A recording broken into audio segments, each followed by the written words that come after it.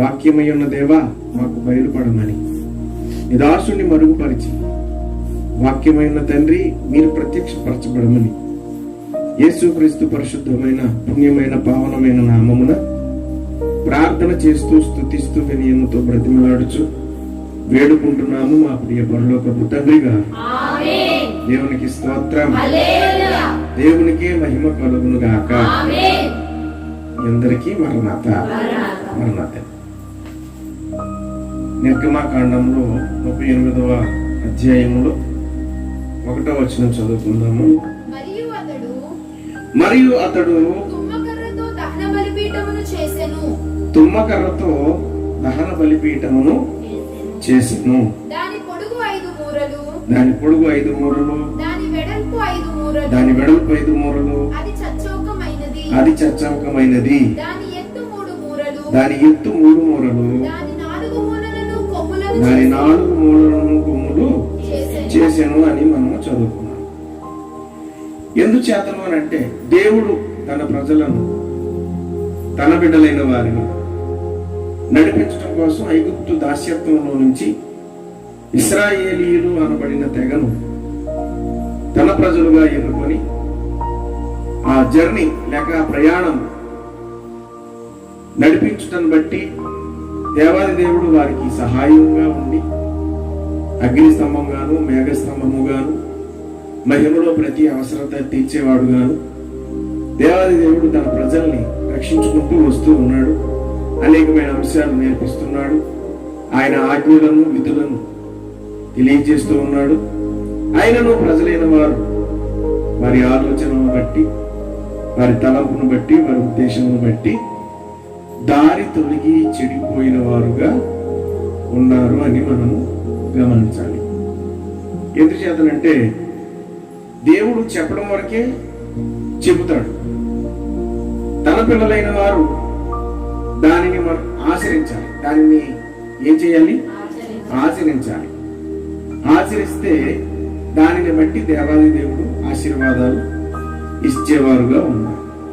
కనుక ఇక్కడ ఏమంటున్నాడంటే దహన బలిపీఠమును చేయవలెను.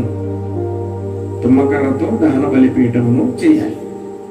దహన బలిపీఠము అంటే తనను తాను అర్పించుకొనుట, తనను తాను సమర్పణగా చేసుకొనుట. దేవుని విషయమై ఏ తప్పు లేక ప్రవర్తనలో ఏ తప్పు, మాట, ఆలోచన, క్రియ సమస్తమును ఏ దోషముండిలను దేవుని ఎదుట ఒప్పుకొనుట అనే సందర్భంగా దహన బలిపీఠమును చేయమని మోషేతో దేవాది దేవుడు తెలియజేస్తున్న సందర్భం అది. కనుక కొన్ని మాటలు మనం ఆలోచన చేసినప్పుడు అంతర్యంలో నువ్వు నాకేం తెలియజేస్తావు? జ్ఞానమును తెలియజేస్తావు. నేను పవిత్రుడను అగునట్లు లేక పవిత్రురాలను అగునట్లు ఇస్సోపుతో నా పాపమును పరిహరించుము. హిమము కంటే తెల్లగా నన్ను, హిమము కంటే తెల్లగా ఉండేటట్లుగా నన్ను నీవు కడుగుము దేవా అని ప్రార్థన చేస్తున్నాడు కీర్తనకారుడు. ఎందుచేతను అలా ప్రార్థన చేస్తున్నాడంటే నేను దోషముతో దేవుడు నమ్ముకున్నామండి, ఇంకా దోషంలో ఉంటే కుదురుతా? ఏమండి, దోషంలో ఉండకూడదు కదా. దోషంలో అంటే ఏంటి? దోషము అంటే ఏంటి అంటే మనం అనుకున్నదే. దేవుణ్ణి తర్వాత ముందు ఏదో ఇట్టుకోవడం, తర్వాత దేవుణ్ణి ఇట్టుకోవడమే దోషము. అలాగే దేవునికి ఇష్టం కాదు. ఎందుకంటే నేను పుట్టించిన కారణం ఏంటో నీకు తెలుసు. అసలు నేను ఎందుకు పుట్టించాడు, నన్ను ఎందుకు పుట్టించాడు దేవుడు? ఆయనను ఘనపరచడానికి, స్తుతించడానికి, మహిమపరచడానికి, ఆయన ఉద్దేశంలో నీలో మొలకలెత్తించుకొని అనేకులను దేవుని వద్దకు నడిపించడానికి. అదేంటంటే దేవుని వద్దకు నడిపించడం ఆయన నడిపించుకోలేడు. ఏంటంటే నడిపించుకోగలడు, కానీ ఎందుకు నడిపించుకోవడం అంటే బలవంతంగా మార్పిడి లేదు. ఇక్కడ దేవునికి ఇష్టం కానిది ఏదో తెలుసా? బలవంతం. చాలా మంది బలవంతంగా మార్చేస్తున్నారు. బలవంతమైన మార్పులు ఉండవు. దేవుని సహవాసం చేసేవారు ప్రాణాలనే విడిచిపెడతారు, కానీ దేవుని ఎందుకు విడిచిపెట్టరంటే ఆయన ప్రేమ కలిగిన వాడు కాబట్టి, ఆ ప్రేమలో ప్రతి అవసరత తీరుస్తున్నాడు కాబట్టి అలాంటి గొప్ప దేవుణ్ణి కనుగొన్న ఆ భాగ్యవంతులు లోకాన్నైనా విడిచిపెడతారు కానీ దేవుణ్ణి మాత్రం విడిచిపెట్టరు. అంత గొప్ప త్యాగాలు వారు చేశారు కనుకనే ఈ రోజు దేవుణ్ణి మనం ఇలా కూర్చొని ఆరాధించగలుగుతున్నాం. అర్థమవుతుందా మీకు? కానీ మీరైతే వీలు కానప్పుడు వీలు చేసుకొని దేవుని సన్నిధికి వచ్చామనే మాట క్లిష్టమైన పరిస్థితిగా ఉంటుంది. మాకు కుదరలేదండి అలా ఆటానికి. ఎందుకు కుదరలేదండి? ఏదో పని ఉంది, లేదా మా ఇంటికాడ ఎవరో గెస్ట్ వచ్చారు. గెస్ట్ ఎక్కువ, దేవుడు ఎక్కువ, పని ఎక్కువ, దేవుడు ఎక్కువ. నేను మొన్న సాక్షి చెప్పాను కదా, ఆశ్రమం గారు చనిపోయే పరిస్థితి ఉంటే దేవుడు బ్రతికించాడు అంటే నాకు ఏంటది బూస్ట్ అని చెప్పాను కదమ్మా, మర్చిపోయారా? బూస్ట్ ఇవ్వడానికని అన్నాను కదా. ఇలాగే ఇస్తే రాణి గారు ఏమన్నారు, మరి దేవుడే రక్షించుకున్నాడు కదా, దేవుడే బతికి అన్నారమ్మా. మర్చిపోయిందండి. అది నేను ఎలా చెప్తున్నాను, దేవుడే బ్రతికించాడు కాబట్టి సేవ విషయంలో ఆవిడ ఎలా ఉంటారు అన్నారా? ఆవిడ మర్చిపోయిందండి.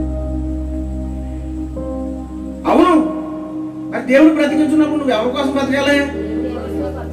మరి ఇంకేంటి, దేవుడి కోసమే బతకాలి. ఇంకా మళ్ళీ దేవుడి కోసం కాకుండా ఇంక సైతాను అలాంటి ఉద్దేశాలు వస్తే నువ్వు ఎవరి కోసం బతికించాడు దేవుడు. అందుకని ప్రతి ఒక్కరిని ఒక యాక్సిడెంట్, ఇబ్బంది పరిస్థితి, 25వ తారీఖున నేను చచ్చిపోవాలి, నాతో పాటు పాస్టర్ గారు. మరి అంటే ఇద్దరం కదా, చచ్చిపోతే ఇద్దరం చచ్చిపోతాం ఎలా చెప్తాం?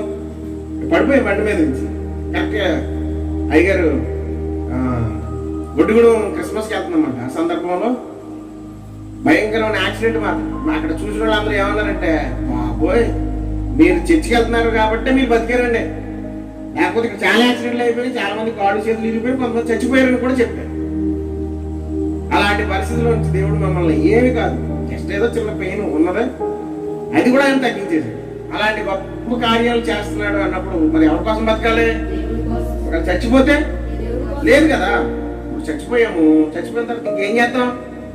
అందుకే అన్నాడు, మౌనములోనికి దిగిపోవారు ఏలాగు నిన్ను స్తుతింతురు, సజీవులమై నిన్ను మేము ఆరాధింతుము అనుక్షణము, సజీవులమై నిన్ను మేము ఆరాధింతుము అనుక్షణము, నీ ఆలయములో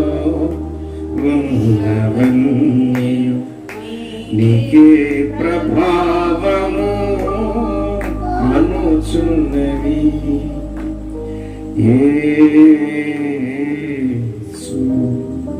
ఎంత గొప్ప అద్భుతము!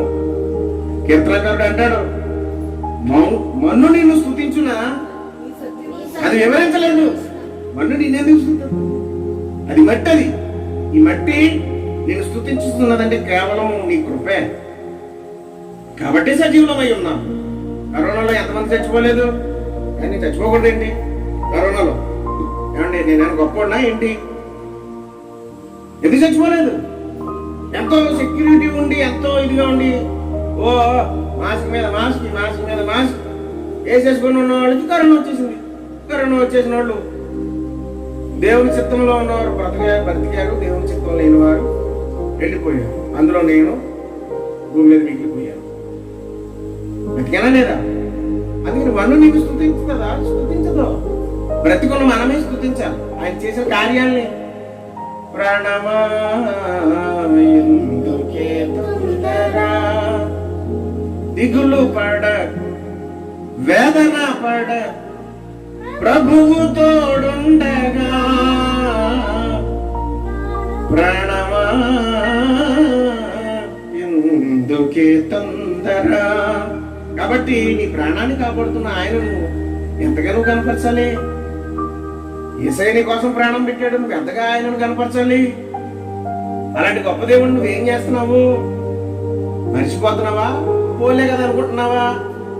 అందుకని ఈ వాక్యం వింటున్న మనము ఎప్పుడు కూడా దేవుని సన్నిధి అంటే అది ఒక స్వర్గములాగా, లేకపోతే దేవుని సన్నిధికి వెళ్ళకపోతే నాకు జరగదు. ఎందుకంటే కీడులో నుంచి ఆయన నన్ను ఆశీర్వాదంలోనికి నడిపించాడు. చీకటిలో నుంచి నన్ను వెలుగులోనికి నడిపించాడు. కాబట్టి ఆయన ఉద్దేశాన్ని నేను ఎప్పుడు కూడా పాడు చేయను. ఆయన ఇష్టానుసారంగానే నేను బ్రతుకుతానని అనుకోవాలి. అలా కాకుండాను నీ ఉద్దేశంతో నువ్వు ఉంటే ఎప్పుడో ఒకప్పుడు తప్పకుండా ఇబ్బంది పడవలసిన పరిస్థితి. కాబట్టి ఆయన అంటాడు, హిమము కంటే తెల్లగా నన్ను కడిగే ప్రభువా, కడిగేస్తే నేను చాలా హ్యాపీగా పరిశుద్ధుని గుంపులో పరిశుద్ధుడిగా ఉంటాను అని చెప్తున్నాడు అనమాట. ఇంకా కీర్తనకారుడు మాట్లాడుతూ 58వ అధ్యాయంలో 3వ వచనం చదివితే, తల్లి కడుపున పుట్టినది మొదలుకొని భక్తిహీనులు విపరీతమైన బుద్ధి కలిగి ఉంటారు. పుట్టిన తోడనే అబద్ధములాడుచు తప్పిపోతారు. పుట్టిన తోడనే ఏంటంటే విచిత్రం, పెద్ద అయిన తర్వాత కాదు, పుట్టిన తోడనే. పుట్టిన తర్వాత ఏమైపోతారు వీళ్ళు? అబద్ధం ఆడేస్తారు. అలా తెలుసు అబద్ధం అని నేను చెప్పాను కదా, ఇంతకుముందు చెప్పాను కాదు. ఎలా అంటే పుట్టిన తోడనే ఏంటన్నాడు? అది అంటే చిన్నపిల్లలు కూడా అబద్ధం ఆడతారు. చిన్నపిల్లలు మా ఇంటికాడ ఆడుతాడు లోహితుడు ఏదన్నా క్లిప్ పడేసినా ఇరిపేసినా ఏదైనా చేసినా చేతులు అయిపోయింది అనుకో, అక్కి ఇరిపేసింది, చిన్న తిరిపేసింది. ఆడికి అప్పు చెప్పారు అబద్ధం ఆడమని. చూసారా? ఎలా పిల్లడికి అన్నం తినిపించడానికి దీప్తి ఎత్తుకుని అన్నం తినిపిస్తుంది. ఆడికి నచ్చలేదు అన్నం. నచ్చకపోతే ముద్ద ఎడుతుంటే ఏడ్చేస్తుంటే ఇలాగా అలా అమ్మో లేదా సంథింగ్ ఎవరో వెళ్ళి ఎలా ఎందుకు ఎడుతున్నావు అంటే ఏం చేసిందంట? పుట్టిందా? నిజం చెప్పండి, పుట్టిందా? ఆడికి ఎవరు చెప్పారు అబద్ధం ఆడమని? స్వభావము. దేవుడు మానవుని ఎలా నిర్మించాడంటే ఆదికాండంలో ఉంటుంది, యథార్థవంతునిగా నిర్మించాడు. దేవుని ఉద్దేశం ఏంటి? యథార్థవంతునిగానే ఉండాలని. కానీ భూమి మీదకి వచ్చేసరికి కలి అనే ఒక అంశం మనిషిని పట్టుకొని పాపంలోనికి నడిపించేస్తుంది. అందుకనే పిల్లడు పుట్టగానే ఆ నర్సు ఏం చేస్తుంది? నీళ్లు తీసుకొని మొక్క మీద లేకపోతే ఇలా కొట్టగానే ఆ చల్లు మనగానే నీళ్ళాడు. అప్పుడు అంటాడు. అర్థమైందా? కలి ఎప్పుడైతే ఆ కలి నీళ్లు కొట్టారో వాడు కలిలో పడిపోతాడు. కలి అంటే పాపము, కలికాలము. ఈ కలికాలం అంటే అంత పాపమే. కలి పురుషుడు అని అంటారు. కలి పురుషుడు అంటే అపవాది, మనుషుల్ని పాడు చేయడానికి దిగంబరుడుగా వచ్చి మనుషులలో లేనిపోని ఉద్దేశాలు రేపెత్తించి మనుషులను భ్రష్టత్వంలోకి నడిపించడానికి వచ్చాడు ఈ కలి పురుషుడు. కనుక ఈ కలిలో ఉన్న మనము పరిశుద్ధమైన గుంపులో నుంచి చేరడం కోసమే ఈ యుద్ధము. దేవుడు అనుకున్నారు ఇది మనం చేసేది ఏంటిది? ఒక రకమైన యుద్ధమే. ఎవరితోనూ? మనుషులతో కాదు. వాయుమండలంలో తిష్ట వేసుకుని కూర్చున్న దురాత్మల సమూహముతో. అర్థమవుతుంది కదా మీకు? అలాంటి దురాత్మ మీ మీదకి వచ్చి మీలోనికి వచ్చి దేవుడు అంటే పర్వాలేదు అనేటట్లుగా మారుస్తుంది. ఎప్పుడైతే పర్వాలేదని నువ్వు అనుకుంటావో అప్పుడే నువ్వు దేవునికి దూరం అయిపోతావు. జాగ్రత్త సుమా. అందుకని అంటున్నాడు ఏమనంటే, తల్లి కడుపున పుట్టింది మొదలుకొని విపరీత బుద్ధులతో ఉంటారంటే వీళ్ళు. పుట్టిన తోడనే వాడు అబద్ధం ఆడి తప్పిపోతాడంటే దేవుని మార్గంలో నుంచి. రోమిలకు రాసిన పత్రిక 3:9 మనం చూసినప్పుడు అక్కడ ఒక మాట మనకు కనబడుతుంది. మనం అందరమును అలాగైతే ఏమంటాము? మేము వారికంటే శ్రేష్ఠులమా, తక్కువ వారమా? ఎంత మాత్రమును కాదు. యూదులేమి గ్రీసు దేశస్థులేమి అందరూ పాపమునకు లోనయ్యి ఉన్నారని ఇంతకు ముందు దోషారోపణ. అంటే లోకములో పాపము చెయ్యని వారు ఎవరైనా ఉన్నారా? ఎవరైనా ఉన్నారా? పాపము చేయని వారు, పాపము చెయ్యలేదు అన్నవారు ఎవ్వరూ లేరు. అందుకనే పాపాన్ని బట్టే ప్రక్షాళన. ఏంటి ఆ ప్రక్షాళన అంటే? పాత నిబంధనలో చూస్తే శిక్ష, బలి బలి బలి బలి, దహన బలి. ఏమన్నాడు మనం చదువుకున్నాం 28:1 ఏం చదివారు మీరు? 38. దహన బలిని చేయమని చెప్తున్నాడు. దహన బలి పాత నిబంధనలో దహన బలి అంటే చేసిన పాపానికి బలి. కనుక పాపముతో పట్టబడిన మనుషులు రక్షింపబడాలన్నది దేవుని కోరిక. కనుక మనం ఆలోచన చేసినప్పుడు ఇక్కడ ఏమంటున్నాడు ఈయన? రోమ సంఘాన్ని రాస్తూ అప్పుడు పౌలు ఏమంటున్నాడు? మనం అందరం ఎవరికంటే? భక్తుల కంటే శ్రేష్ఠులం ఏంటి? ఇప్పుడు మోషే కంటే శ్రేష్ఠుడు ఎవరైనా ఉన్నారా? అన్నాడు కదా, ఏదో పాట ఉంటుంది ఆ మాట. మోషే కంటే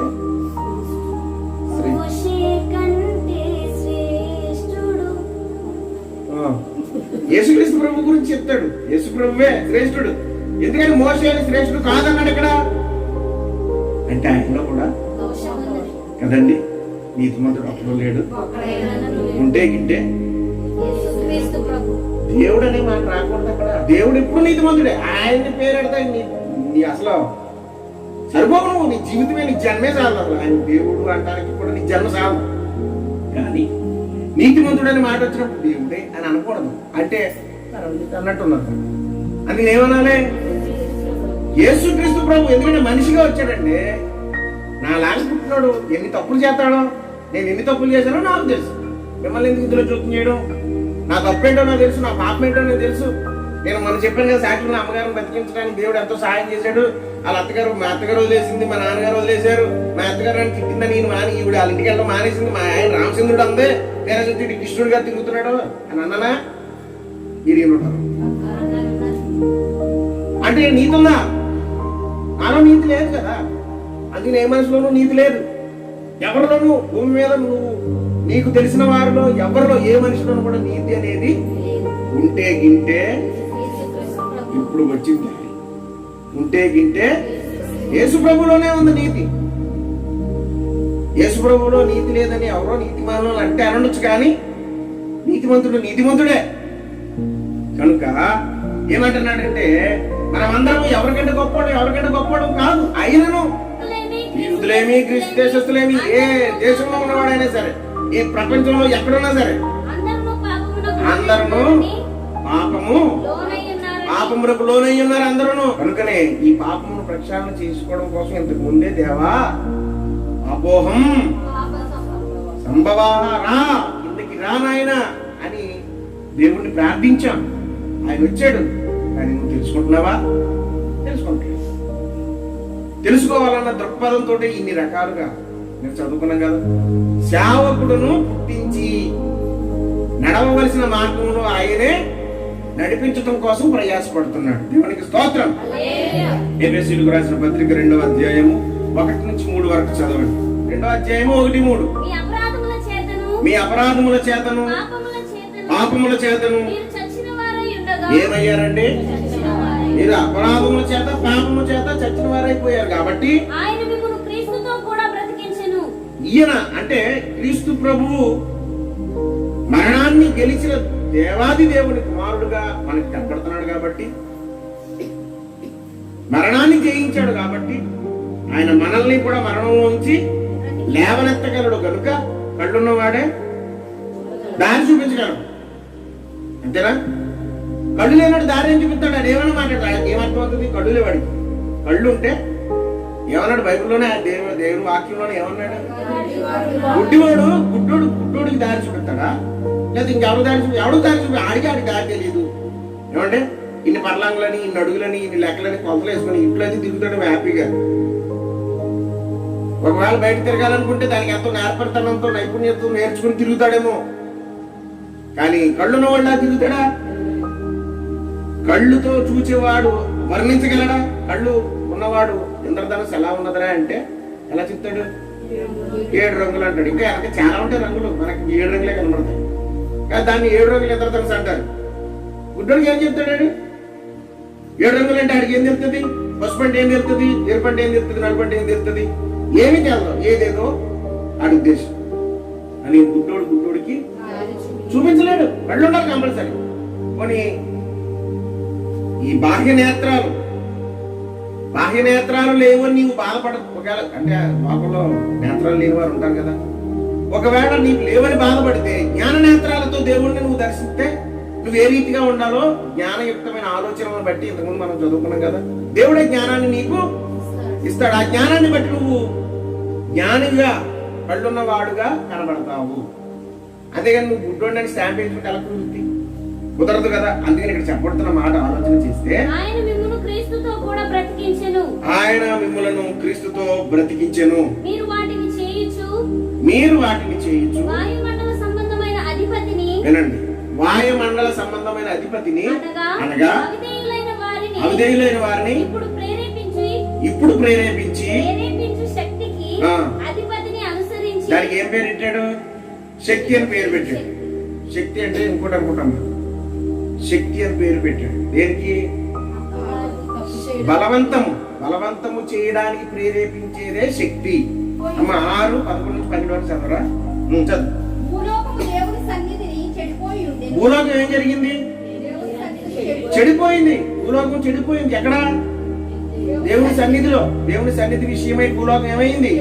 చెడిపోయింది. భూమి బాగుందా? బాగలేదు. దేవునికి విరుద్ధమైన పనులు చేస్తున్నా, దేవునికి విరుద్ధమైన ఆలోచన. భూమి దేవుని సన్నిధిలో చెడిపోయింది.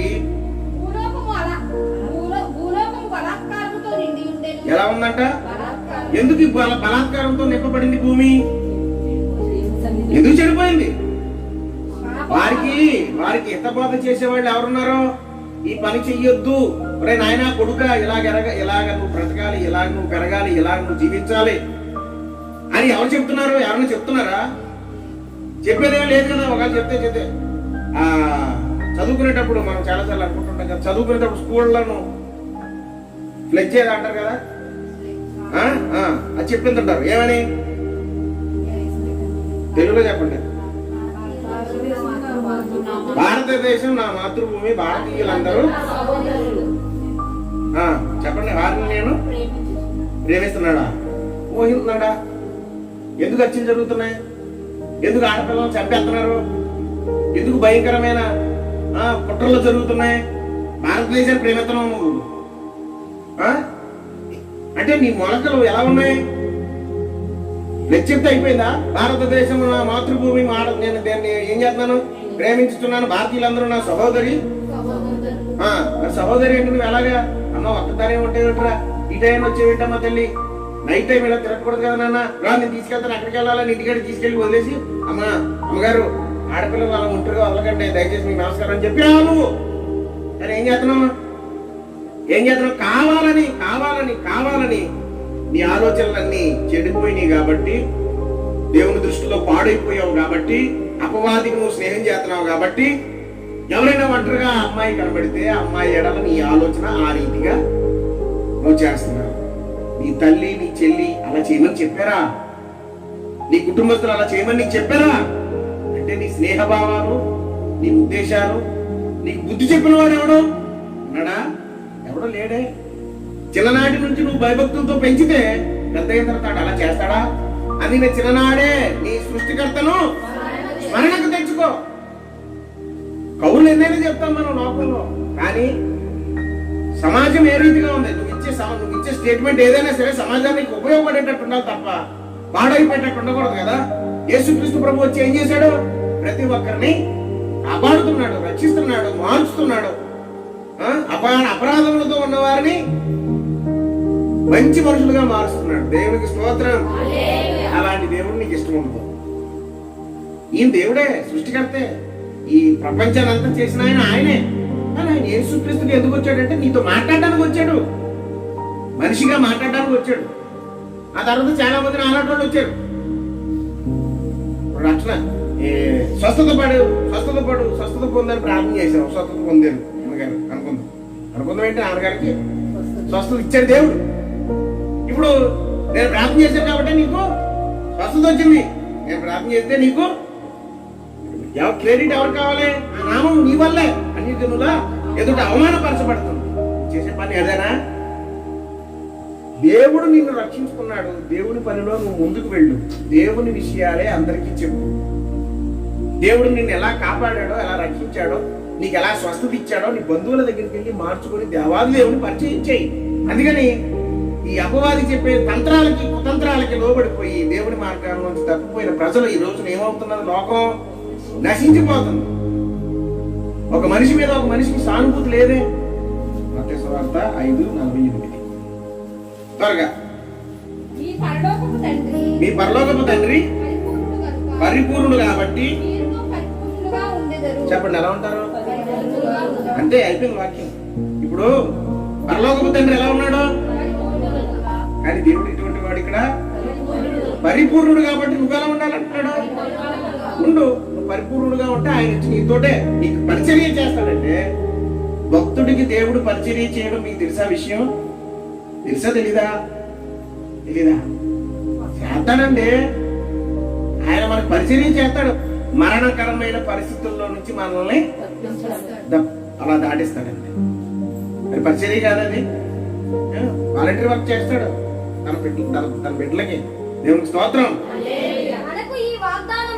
మనకి వాగ్దానాలు ఉన్నాయి కనుక దేవుని భయముతో పరిశుద్ధతను సంపూర్తి చేసుకోండి. శరీరమునకును ఆత్మకు కలిగిన సమస్త కల్మషముల నుండి మనల్ని మనం ఏం చేసుకోవాలి? దేవునికి స్తోత్రం. ఎఫెసీయులకు రాసిన పత్రిక అపోస్తలుడైన పౌలు ఎఫెసీ రాస్తూ 4:13 పరిశుద్ధులు సంపూర్ణ అవటానికి క్రీస్తు శరీరము క్షేమాభివృద్ధి చెందడానికి పరిచర్య ధర్మం జరగడానికి ఆయన నిర్మిస్తాడు కొంతమందిని. ఎలాగా? అపోస్తలులు గాను, ప్రవక్తలు గాను, సువార్తికులు గాను, కాపరులు గాను, ఉపదేశకులు గాను నిర్మిస్తాడు ఆయన. ఇంతమందిని ఎందుకు పెట్టాడండి అంటే ఏ సందర్భంలో ఎవరు ఉపయోగపడతారో, ఎవరిని ఏ రీతిగా మార్చాలో, ఎవరిని ఏ రీతిగా బలపరచాలో, ఎవరిని ఏ రీతిగా ఆయన సన్నిధికి నడిపించుకోవాలో ఆయనకు తెలుసు కాబట్టి అలాగున అన్ని అంశాలు పెడతాడు. దాన్ని బట్టి నీ అంశం ఏంటో, నీకు ఏదైతే ఇష్టమో అది నువ్వు పరిశుద్ధుల గుంపులో పరిపూర్ణమైన స్థితిలో నువ్వు ఉండాలని. ఇంకో మాట ఆలోచన చేద్దాం. ఫిలిప్పీయులకు రాసిన పత్రిక 3:12. ఫిలిప్పీయులకు రాసిన పత్రిక 3:12. నేను రక్షింపబడ్డాను కదా అని అనుకోకు. ఇదివరకే నేను గెలిచింది కదా అని అనుకోకు.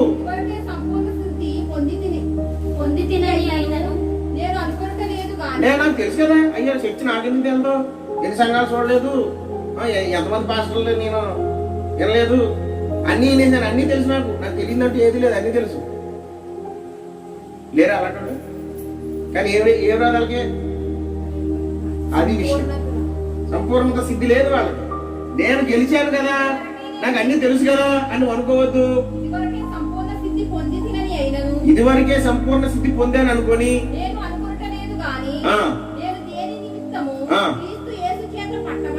అది దేనికోసం పట్టబడ్డారు మీరు? ఏమంటే దేనికోసం పట్టబడ్డారు? దేనికోసం పట్టబడ్డారని అడిగారు అనుకో, మీరు ఏం చెప్పాలో తెలుసా? యేసుక్రీస్తు ప్రభు దేవుడు కాబట్టి, దేవుడు మార్గం తెలియపరుస్తాడు కాబట్టి, సత్యం జీవం ఆయన అన్నాడు కాబట్టి, ఈ మాట మీరు చెప్పలేదు కాబట్టి యేసుక్రీస్తు ప్రభు దేవుడు మేము పట్టబడ్డాం అన్నారు. ఏమనాలి? పట్టబడ్డాం. ఆ పట్టబడిన విధానాన్ని మర్చిపోవద్దని చెప్తున్నాడు. ఎలా పట్టుకోమంటాడు దాన్ని? దేవుడు నన్ను కాపాడాడు, నన్ను కరుణించాడు, ఆయన తత్వాన్ని బట్టి నాకు ఆయన ఫేవరెట్ అయ్యాడు కనుక ఆయన నేను మర్చిపోను. నా జీవితకాలం అంతా కూడా ఆయనను స్తుతిస్తాను. అదే నికరం. అలా పట్టుకోవాలి గట్టిగా. ఇలాగ అపవాదం వచ్చి ఎందుకు వదిలే, ఏం కాదు వదిలే వదిలే వదిలే అంటుంటాడు అన్నమాట. వదిలే అంటే నువ్వు వదిలేసావనుకో తీసుకెళ్తాడు. ఎక్కడికి? కష్టాల్లో తీసుకెళ్తాడు, నష్టాల్లో తీసుకెళ్తాడు, అనారోగ్యంలో తీసుకెళ్తాడు, బాధల్లో తీసుకెళ్తాడు. ఆడన్నీ అలాంటి పనులే చేస్తాడు.